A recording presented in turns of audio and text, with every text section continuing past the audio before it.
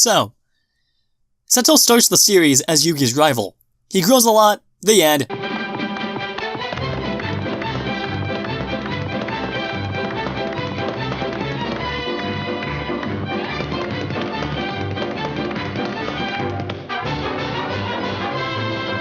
Nah, I was just kidding. Let's talk about this for realsies. If you ask me, I would say that Seto Kaiba has the most subtle arc out of the original cast. It's not the most impressive or groundbreaking by any means, but it does change him. Let's go through this step by step, or rather season by season. In Duelist Kingdom, Seto was pretty much the antithesis to Yugi. Where Yugi respects, values, and cherishes his monsters, Seto sacrifices them for power's sake. Where Yugi loves and appreciates the companionship he has throughout the arc, Seto neglects and utterly dismisses the very notion of friendship. So, in Duelist Kingdom, at least the first half of it, Seto is the complete opposite of our main protagonist. The turning point, though, would have to be during the duel on the steps to face Pegasus. Here, we get a Seto who's clearly learned from the mistakes in their very first duel. I mean, when it comes from the character's own mouth, it's hard to dismiss. Yugi, you said you won by tapping into the heart of the cards, and for a long time I didn't know what that meant, but now I think I do. And it took Pegasus to show me. He gave me a reason to put my heart in the cards. Help me, big brother. I will help you, Mokuba. There's not a power on Earth that will stop me. Not Pegasus, not Yugi. But that's just the beginning. He then goes on to say that for the first time, he can duel with fire in his heart, essentially meaning that he now has faith in his deck. In fact, during the final moments of the duel, Seto even forces Atem's hand by threatening suicide. At least in the sub.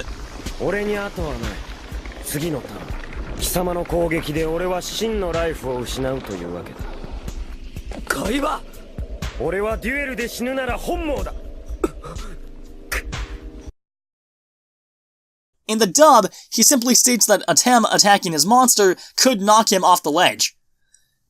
Now, while that's an extreme tactic for him to take, it was effective as it won Seto the duel. But he did it to save Mokuba, and not for his own selfish gain. This development reaches its natural conclusion, at least for Duelist Kingdom, during Seto's duel against Pegasus. The quick version is that Pegasus has Seto down. He's turned Seto's own Blue Eyes White Dragon against him. Seto draws, and this happens. I've put all my faith in this next card. So now let it be revealed!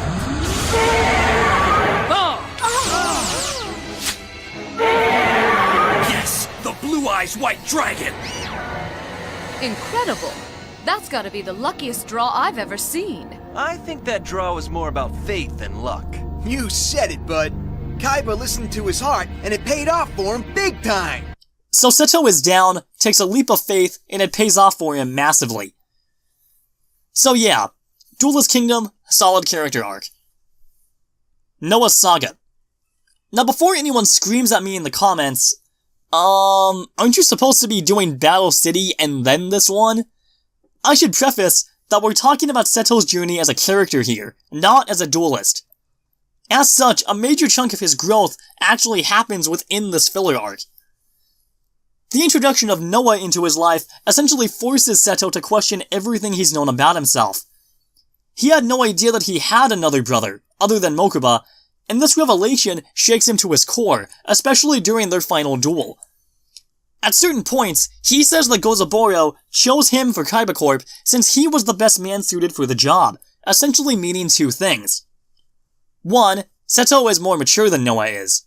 But second, Seto literally built the company from the ground up. He built the tech, he made the calls, and he made it the juggernaut it is in-universe.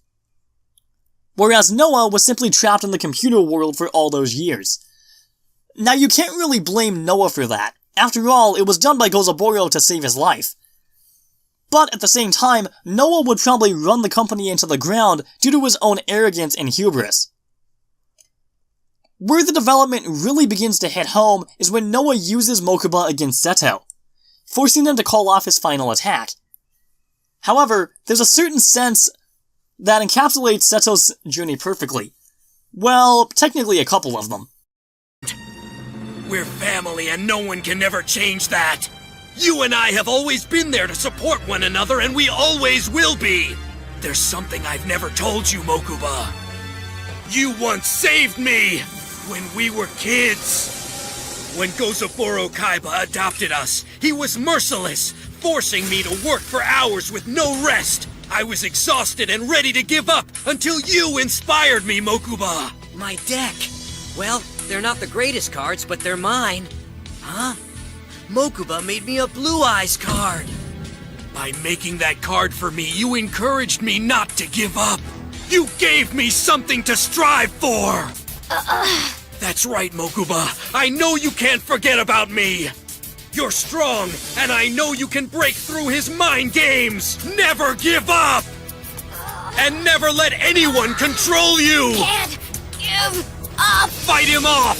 We can do this, you and I, together!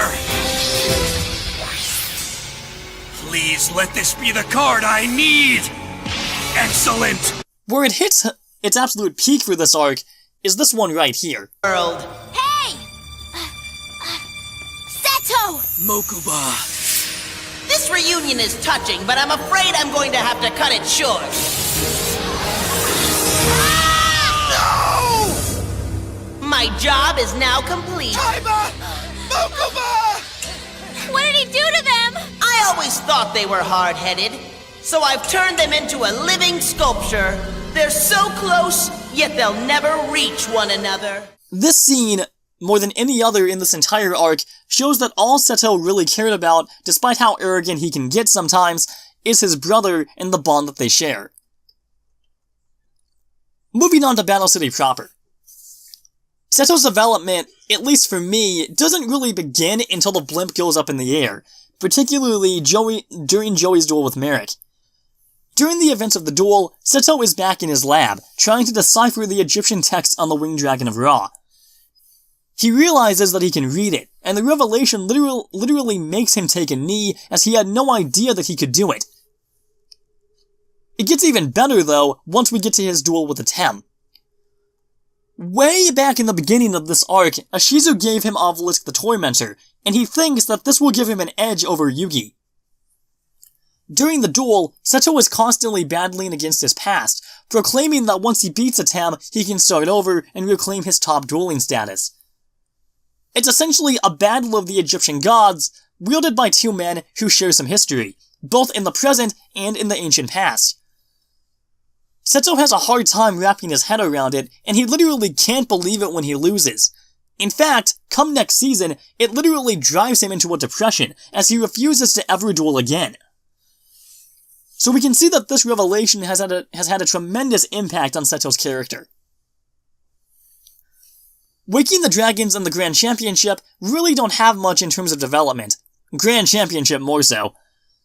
Waking the Dragons has a little bit more though. The character of Alistair really brings it to the forefront, with the revelation that Gozaburo murdered his brother Mikey.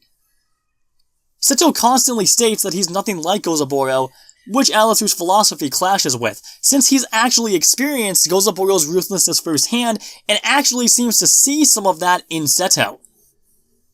Seto ends up winning though, essentially proving once and for all that he's not like Gozaburo. Sure, he gets arrogant like Gozaburo, and he gets power-hungry like Gozaburo, but at the same time, he has something that Gozaburo never truly had, an actual heart. Here we go, Dawn of the Duel. Now this is where Seto comes full circle, at least in terms of his ancient past. He ends up going to Egypt and being flung into the Pharaoh's Memories storyline, right around the time that Zork Necrophades begins his rise to power. Now, think about this. Throughout the entire series, Seto has never really believed in any of the magic aspects. Here, though, he literally attacks Zork Necrophades outright after seeing the destruction he's causing to the timeline. And though he gets swatted aside like cannon fodder, this is a culmination of his journey. At least a part of it.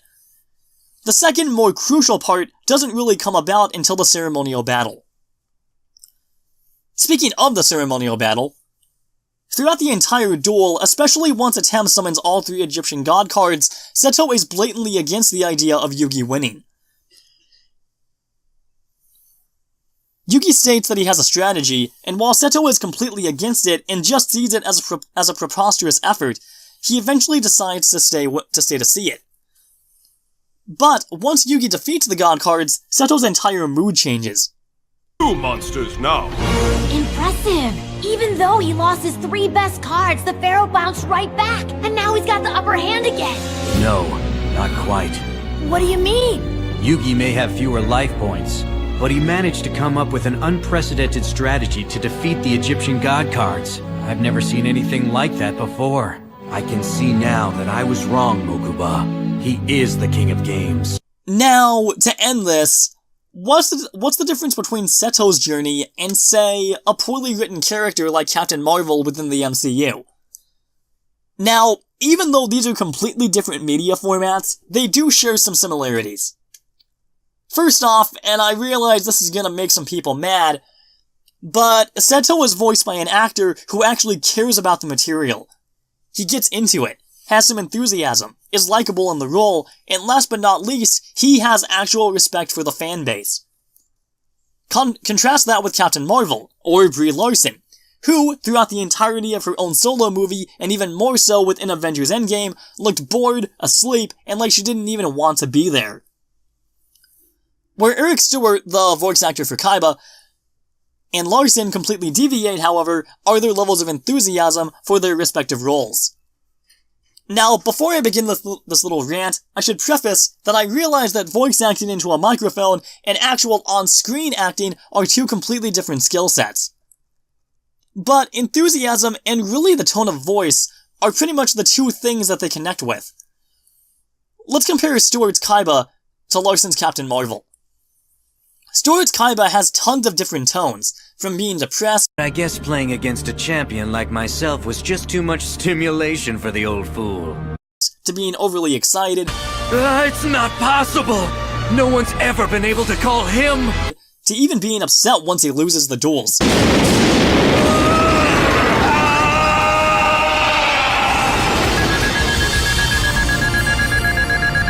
Compare that with Larson, who, at least in Avengers Endgame, speaks with a dead monotone, along with the fact that she has a complete scowl on her face, which showed complete disinterest in the material that she was acting for. The monotone is only slightly better than Samus Aran in Metroid Other M, although that's not saying very much, considering the fact that that voice actor was directed in that way. Why is beyond me, but that's beside the point. Larson, it seems, just didn't care. She was getting paid a hefty payday, which was clearly all she really cared about. Okay, rant over. So yeah, Seto Kaiba is an extremely complex character. He has layers to him, he has an interesting backstory, but most importantly by the end, and especially in Dark Sides of Dimensions, he firmly realizes that there are things out there that you just can't control. There are things about your life you have to deal with. For Seto, there's more than just fame, fortune, and a multi-million-dollar company on your back. The character's journey wraps up beautifully, with Seto finally admitting that Yugi is the true king of games. It's like Vegeta from Dragon Ball. They both start out in one place, and by the end, they come full circle. In fact, to quote one of the most popular movie characters of all time, the circle is now complete. Thank you so much for watching. If you feel sufficiently inclined, please subscribe to the channel and give this video a thumbs up. Also, please leave your thoughts in the comments below on what you think of Seto Kaiba as a character. Also, if you just stumbled across this video, there's a playlist on my channel that has 40 other videos just like this one. So, while you're waiting for the next review, go on ahead and watch those 40 other videos to catch up. Thank you so much for watching, and God bless.